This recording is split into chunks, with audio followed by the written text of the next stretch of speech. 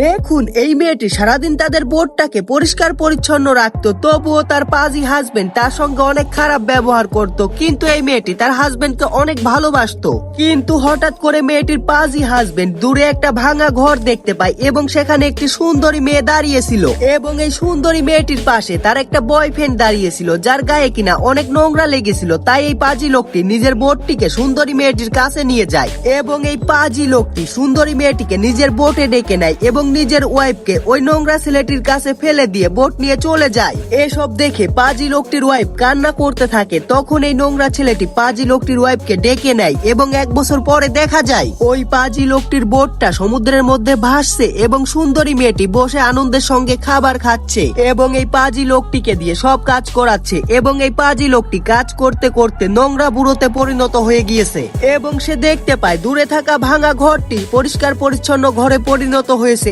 এবং এই নোংরা ছেলেটি সুন্দর হয়ে তার স্ত্রীর সঙ্গে আনন্দে দিন কাটাচ্ছে। এসব দেখে এই পাজি লোকটি বোটটিকে তাদের কাছে নিয়ে যায়, কিন্তু এই ছেলেটি তাদেরকে সেখান থেকে চলে যেতে বলে এবং তখন এই পাজি লোকটি ছেলেটিকে তার ওয়াইফকে দিয়ে দিতে বলে, কিন্তু এই ছেলেটি একটা ঝাঁটা নিয়ে তাদেরকে তাড়িয়ে দেয় এবং পাজি লোকটির ওয়াইফকে নিয়ে ঘরে চলে যায় এবং তারা দরজা বন্ধ করে দেয়। এবং এদিকে এই পাজি লোকটি কাজ করতে করতে পাগল হয়ে যায় এবং এই সুন্দরী মেয়েটি সারাদিন বসে বসে শুধু খাবার খায়।